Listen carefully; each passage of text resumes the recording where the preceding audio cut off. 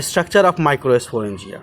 In transverse section, a typical microsporangium appears near circular in outline. You remember this point, that whenever we will have to see the details of the microsporangium, I mean anther, definitely we go through its transverse section. Without cutting its sections as a transverse section, we cannot observe the layers which are present in the anther. So now we are going to observe about the TS, transverse section of anther, and see how much layers are present in the anther and what their proper function, what they do. So just see the statement, page number 5. The topic is structure of microsporangium. That microsporangium is covered or surrounded by 4 wall layers. First layer epidermis, second layer endothecium, third layer middle layer, and fourth layer is tapetum. The outer 3 layers, that means epidermis, endothecium and middle layer. The outer 3 layers, that means what?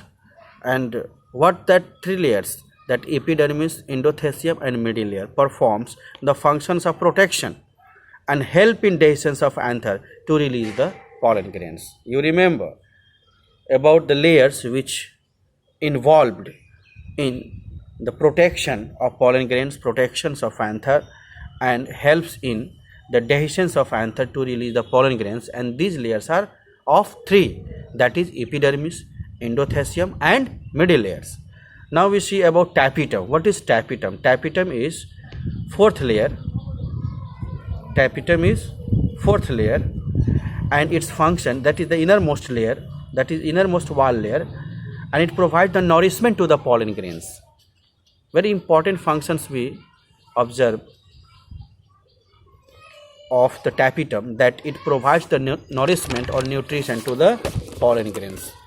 The next important points in regarding with tapetum, that tapetum secretes an oily layer around pollen wall.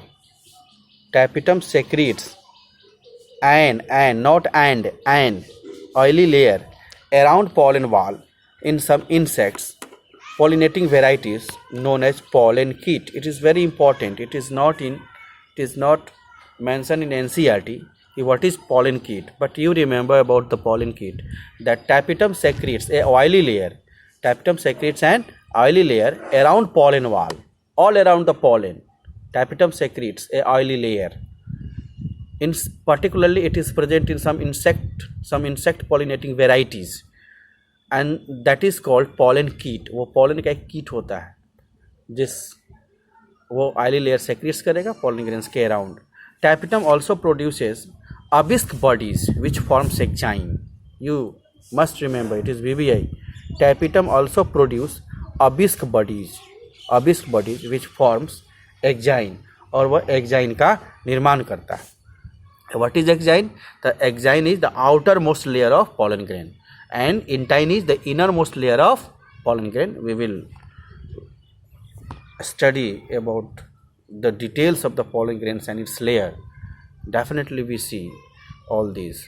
Cells of tapetum possesses dense cytoplasm and generally have more than 1 nucleus. Cells of tapetum का cell possess करेगा dense cytoplasm and generally have more than 1 nucleus. उसमें एक से ज़्यादा nucleus पाया जाता है.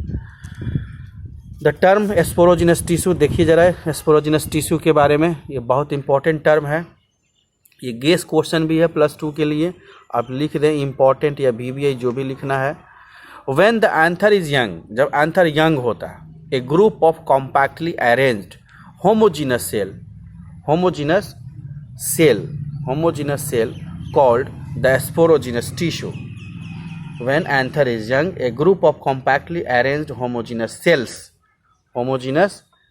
not celled cells, called sporogenous tissue that occupy the center of the microsporangium. याद हुआ? नहीं याद हुआ? When the anther is young, जब anther क्या हो? Young हो. A group of compactly arranged homogeneous cell. Homogeneous means ये जो cells का distribution होगा, anther में जहाँ होगा वो कॉम्पैक्टली होगा, सब जगह समान होगा, इक्वल डिस्ट्रीब्यूशन होगा, कहीं से कोई न कहीं कम होगा सेल्स का डिस्ट्रीब्यूशन, न कहीं सेल्स ज़्यादा होगा. Therefore we use the term homogeneous cell. Once again you just see the definition of sporogenous tissue because it is very important. When the anther is young, जब anther young हो, condition समझिए, anther क्या हो, young हो. When the anther is young, a group of compactly arranged homogeneous cell called sporogenous tissues that occupies the center of microsporangium. और वो जो microsporangium जो 4 ठो बना हुआ है, आप जरा डायग्राम में देख लें, ध्यान से डायग्राम में देखिए, पेज नंबर 22 का जो डायग्राम है, देखिए यहाँ पर स्पोरोजिनस, यहाँ पर ध्यान से देखना है कि ये जो लेयर आप देख रहे हैं स्पोरोजिनस टिश्यू का अंदर वाला लेयर दिख रहा है, ये अंदर वाला लेयर जो स्पोरोजिनस का है, यहाँ है, फिर ये यहाँ है, फिर ये देखो यहाँ पर है, और फिर ये यहाँ पर है, यहाँ पर है, फिर ये यहाँ पर है, ये स्पोरोजिनस टिश्यू है. तो ये कितना कॉर्नर हो गया, 4. इस बीच से अगर ऐसे कर दो तो देखो तो ये डाइथिकस हो जाएगा कि नहीं बीच में, तो टेट्रागोनल, इसीलिए इसको हम लोग कहते हैं टेट्रागोनल कहते हैं. तो स्पोरोजिनस टिश्यू समझ में आ गया होगा, याद भी हो गया होगा. फिर से एक बार कि when the anther is young, a group of compactly arranged homogeneous cell called sporogenous tissues and that occupies the center of microsporangium. अब आइए माइक्रोस्पोरोजेनेसिस क्या है, हम लोग इस पर डिस्कस करें. माइक्रोस्पोरोजेनेसिस मतलब क्या, माइक्रोस्पोर का मतलब पॉलन ग्रेन होता है, और जेनेसिस का मतलब होता है सिंथेसिस. तो एक लाइन में इसका डेफिनेशन ये है कि पॉलन ग्रेन का फॉर्मेशन, सिंथेसिस माइक्रोस्पोरोजेनेसिस कहलाएगा. आइए थोड़ा टेक्निकली इसे डिफाइन कर ले. The process of formation of haploid pollen grain by meiosis in microspore mother cell is known as microsporogenesis. या उसको ऐसे भी डिफाइन कर सकते हैं कि as anther develops the cell of the sporogenous tissue undergoes meiotic divisions to form microspore tetrad. ठीक है, एज एंथर डेवलप्स, जैसे ही एंथर डेवलप करता है, the cell of the sporogenous tissue, किसका सेल, द स्पोरोजिनस टिश्यू का. क्या है स्पोरोजिनस टिश्यू, अभी तुरंत पढ़े आप कि if anther is young the compactly arranged homogeneous cell called sporogenous tissue. तो वही कहा एंथर माइक्रोस्पोरेंजियस के डेफिनेशन में कि जब एंथर डेवलप करता है, as anther develops the cell of sporogenous tissue undergo meiotic division. Sporogenous tissue का सेल मियोटिक डिवीजन में जाता है ना, और वह माइक्रोस्पोर टेट्राड का निर्माण करता है. As each cell of the microsporogenous tissue is capable of giving rise to a microspore tetrad. Sporogenous का प्रत्येक सेल माइक्रोस्पोर टेट्राड बनाने की क्षमता रखता है, ये याद रखना होगा. याद रखिएगा, ये स्पोरोजिनस टिश्यू का जो सेल है वह, उसमें इतनी क्षमता होती है कि वह माइक्रोस्पोर टेट्राड का निर्माण कर सकता है. तो टिश्यू कल्चर में हम लोग क्या करते हैं, यही ना, एंथर या पॉलन ग्रेन को सीधे एमएस मीडियम में डाल देते हैं, इनोकुलेशन कर देते हैं, तो फिर नया प्लांट्स बन जाता है. और चूँकि एंथर हैप्लोइड होता है, इसलिए उस कल्चर को हम लोग कहते हैं हैप्लोइड कल्चर, जो हम लोग +2 में ही बायोटेक्नोलॉजी में पढ़ेंगे डिटेल्स में. इसलिए आप याद रखें. तो आप थोड़ा सा इमेजिन कीजिए कि आखिर एंथर अगर हम या पॉलन ग्रेन डालते हैं अगर किसी न्यूट्रिएंट मीडियम में, चाहे वो एमएस मीडियम हो, चाहे वो कोई मीडियम हो, कल्चर मीडियम हो, तो वो कौन सा सेल्स होगा जो कंप्लीट न्यू प्लांट बना देगा, वो हैप्लोइड कल्चर के लिए रिस्पॉन्सिबल होगा. तो ऑफ कोर्स वह स्पोरोजिनस टिश्यू होता है. उसी में ऐसी क्षमता होती है कि वह माइक्रोस्पोर टेट्राड का निर्माण करता है और फाइनली वो प्लांट्स का निर्माण कर देता है. आप आइए आगे. Each one is a potential pollen, और प्रत्येक जो है सो पोटेंशियल पॉलन है, यानी microspore mother cell PMC. The process of formation of microspores from a pollen mother cell through meiosis is called microsporogenesis. याद रखेंगे इसको. द प्रोसेस ऑफ, सबसे बेस्ट डेफिनेशन है ये, अंडरलाइन कर देंगे उसको. The process of formation of microspores from a pollen mother cell through meiosis is called microsporogenesis. ज़रा देखें आप, एक मटेरियल जो दिया गया है उसमें एक हम डायग्रामेटिक रिप्रेजेंटेशन दिखाए हैं। स्पोरोजिनस टिश्यू, उसमें मियोसिस हुआ, पोलन टेट्राड बना। पोलन टेट्राड मतलब 4 ठो, उसमें पोलन बना, पीएमसी उसमें डेवलप किया और डेवलप करके पोलन ग्रेन्स का निर्माण कर दिया, है ना। स्पोरोजिनस टिश्यू क्या है, नीचे डेफिनेशन लिखा हुआ है कि a group of compactly arranged homogenous cell in the centre of each microsporangium. Next point देखें, the microspore as they are formed are arranged in a cluster of 4 cells, this is called microspore tetrad. Microspore as they are form, जैसे ही microspores बनता है, are arrange in a cluster of 4 cells, ये 4 cells का cluster बना लेता है, this is called microspore tetrad. As the anthers mature and dehydrated, the microspore dissociates from each other and develops into pollen grains. और जैसे ही anther mature होता है तो वह डिहाइड्रेशन शुरू हो जाता है, उसमें मैच्योर होने के बाद वो डिहाइड्रेट होगा।